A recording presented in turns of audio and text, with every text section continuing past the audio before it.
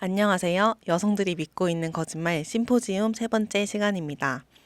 오늘은 여성들이 자기 자신에 관하여 믿고 있는 거짓말 6가지를 보겠습니다.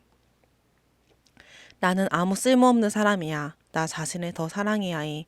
나도 어쩔 수가 없어. 나에게도 권리가 있어. 내적 아름다움보다 외적 아름다움이 더 중요해. 갈망을 충족시키지 못한 채로 살면 안 돼. 누구나 한 번쯤 해봤을 이러한 생각들이 왜 거짓말인지 알게 되고 우리의 생각이 하나님의 말씀으로 새로워지는 시간이 되길 바랍니다. 하나님에 대한 왜곡된 견해가 우리 주변을 바라보는 방식을 왜곡시킵니다.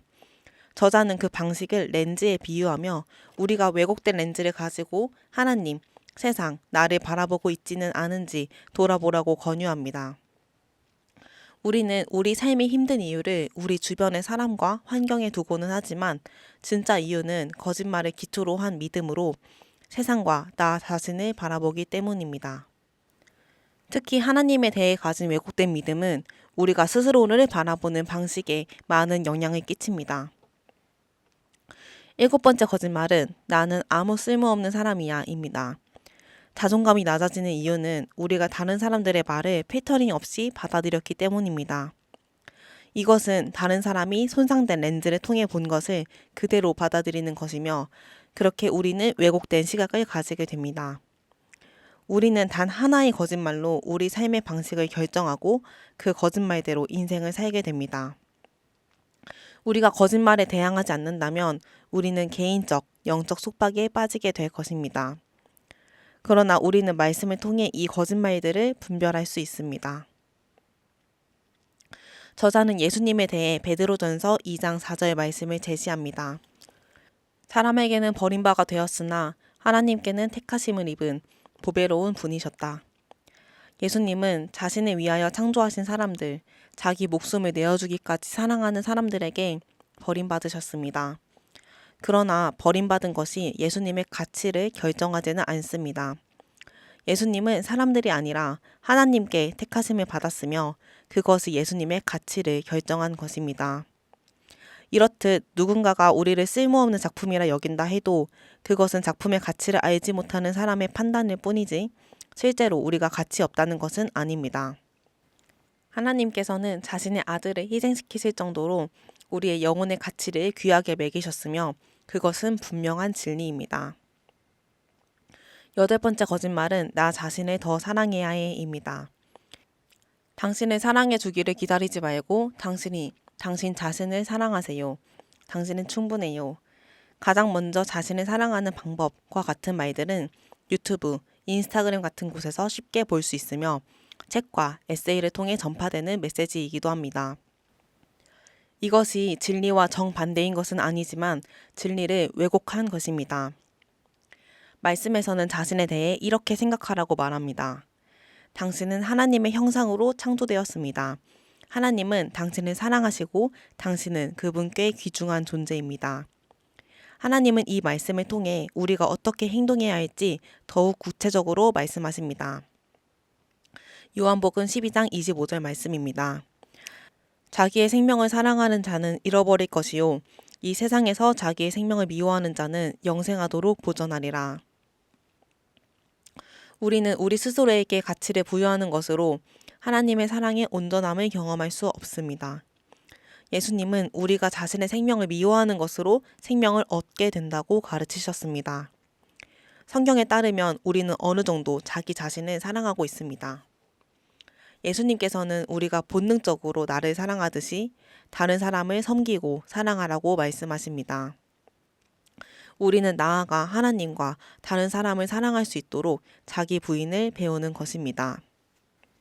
결론적으로 우리 여성에게 필요한 것은 나 스스로를 더욱 사랑하는 것이 아니라 나를 향한 하나님의 놀라운 사랑과 그분께서 자기 형상대로 창조하신 여성인 우리에게 부여하신 가치를 인식하고 받아들이는 것입니다.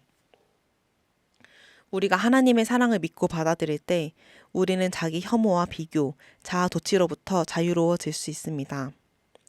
그리고 우리는 그 사랑이 다른 사람들에게 흘러갈 수 있는 통로로 쓰임 받아야 합니다. 9번째 거짓말은 나도 어쩔 수가 없어입니다. 우리는 뭐뭐 해서 어쩔 수 없었다 라는 거짓말에 자주 속고는 합니다. 나는 죄를 지을 수밖에 없어. 나는 실패할 수밖에 없어. 이런 말들의 기저에는 다른 사람 혹은 무언가가 가한 상처에 반응할 수밖에 없는 피해자임을 주장하는 것입니다. 물론 우리에게는 죄악된 이웃과 부모, 시댁과 배우자가 있습니다.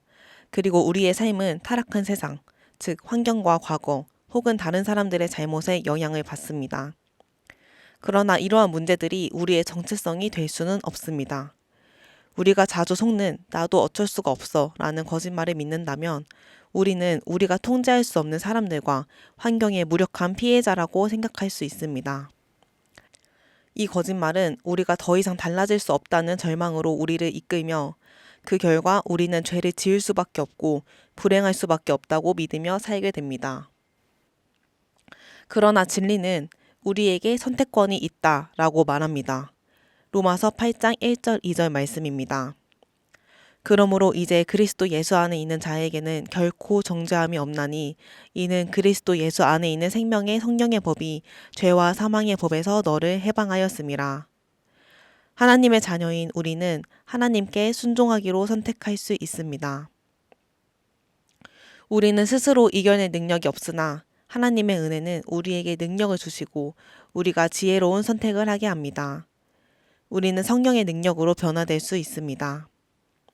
하나님의 관점으로 바라보고 그분의 은혜에 반응한다면 아무리 힘들었던 과거나 어려운 환경조차도 분명 새롭고 소망 가득한 미래로 변화될 수 있습니다.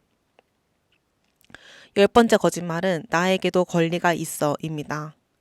이 거짓말은 끝없는 전쟁, 혁명, 시위, 교회 분열, 이혼의 원동력이 됩니다.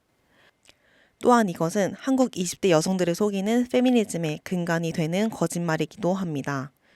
불의에 저항하고 사회 악을 바로잡기 위한 행동이 잘못된 것은 아닙니다. 오히려 하나님은 가난하고 궁핍한 자들의 부르짖음을 들으시며 억압받는 자들을 돌보시고 그들을 대신해 공의를 행하십니다. 그러나 자기 욕심을 채우기 위해 더 많은 권리를 요구하는 것은 인간의 본성입니다. 과거 20세기 중반의 여성들은 자기 권리를 요구하는 것이 곧 행복과 자유를 보장해 줄 것이라고 생각했습니다. 그런데 지금 세대는 역사상 유례없는 부와 인권을 누리고 있지만 사람들은 그다지 행복해 보이지 않습니다. 그 이유인 이기적인 권리의 요구는 만족보다 불만과 불행을 증가시킬 가능성이 높기 때문입니다. 즉, 권리를 주장하면 영적 속박에 빠지게 됩니다. 1960년대 권리를 주장하는 철학이 우리 문화 전반에 침투하였으며 그로 인해 사람들은 자신의 권리가 침해당했을 때 권리를 주장해야 한다고 생각하기 시작했습니다. 우리는 가족으로부터 상처받는 말을 들었을 때나 친구가 시간 약속을 지키지 않았을 때와 같이 권리가 침해되었다고 생각할 때 분노합니다.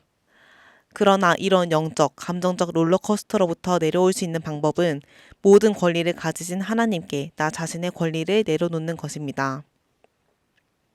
빌립보서 2장 6절 7절 말씀입니다. 그는 근본 하나님의 본체시나 하나님과 동등됨을 취할 것으로 여기지 아니하시고 오히려 자기를 비워 종의 형체를 가지사 사람들과 같이 되셨고 예수님께서는 자신의 권리를 하나님께 내려놓는 본을 먼저 보이셨습니다.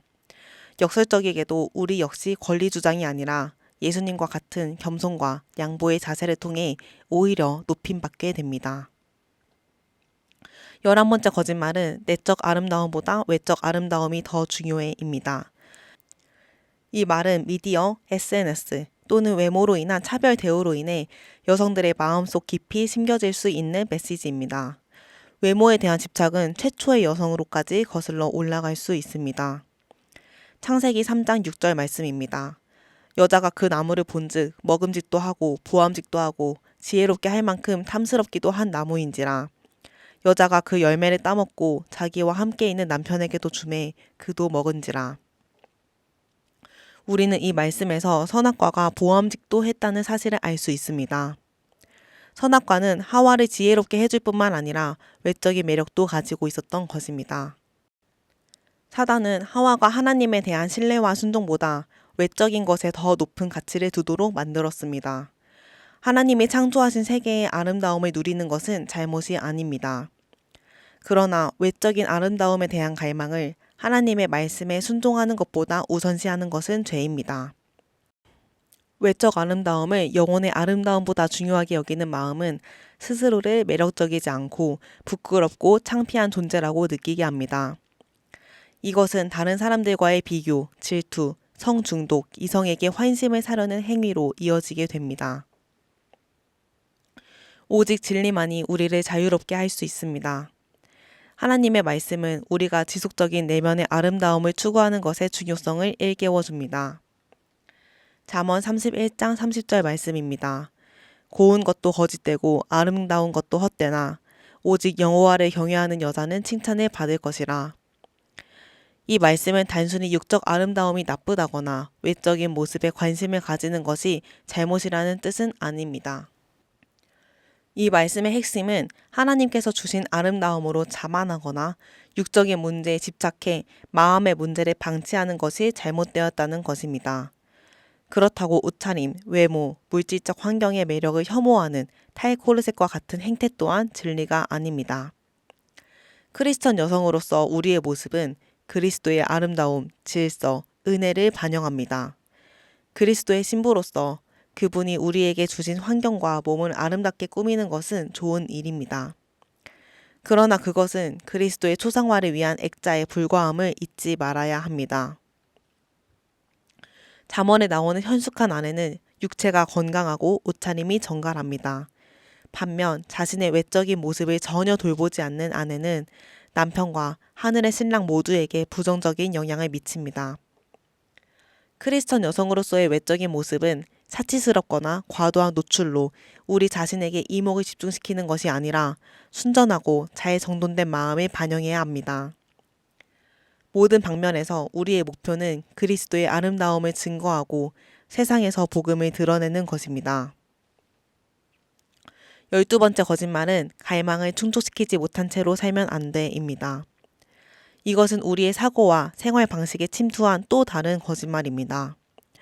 우리는 우리의 갈망을 파악하고 그 필요를 충족시키기 위해 무엇이든지 하라는 권유를 받습니다. 이러한 사고방식은 많은 여성들이 여전히 갈망을 충족시키지 못한 채 내면의 공허함을 채울 수 있는 무언가를 찾아 헤매도록 했습니다. 사람들은 이성교제, 새로운 옷, 머리, 음식 등과 같은 것으로 끝없는 갈망을 채웁니다. 이러한 사고방식은 여성들에게 깊은 상실감을 유발하며 불안, 분노, 우울증을 겪게 합니다. 이러한 거짓말도 말씀을 통해 분별할 수 있습니다. 우리는 먼저 천국 가기 전까지 늘 충족되지 못하는 갈망이 있음을 인정해야 합니다. 우리 내면의 갈망 자체가 죄는 아닙니다. 그러나 우리가 갈망하는 것을 우상으로 삼고 부적절한 방식으로 갈망을 충족시키는 것이 죄입니다. 우리는 우리가 갈망하는 것에 대해 하나님께 솔직할 수 있습니다. 하지만 하나님께서 그 갈망을 충족하기 위한 적절한 상황을 제공해 주실 때까지 우리는 충족되지 못한 갈망에 만족하는 법을 배워야 합니다. 둘째로 우리 마음의 가장 깊은 갈망은 어떤 사람으로도 어떤 물건으로도 충족될 수 없다는 사실을 깨달아야 합니다. 창조된 모든 것들은 반드시 우리를 실망시킵니다. 내가 만일 내 자아의 깊은 곳을 만족시켜주기 위해 사람들을 바라본다면 언제나 실족할 수밖에 없습니다. 충족되지 못한 갈망을 용납하고 하나님께 복종시키며 우리 마음의 가장 깊은 필요를 충족시켜 주시는 그분을 바라보아야 합니다. 우리는 하나님에 대한 잘못된 견해가 우리 자신에 대한 잘못된 견해로 귀결되고 이 두 가지 영역 가운데 속임이 우리 삶에 크게 영향을 미친다는 사실을 살펴보았습니다. 이 거짓말들을 말씀으로 분별함으로 자유해지길 바랍니다.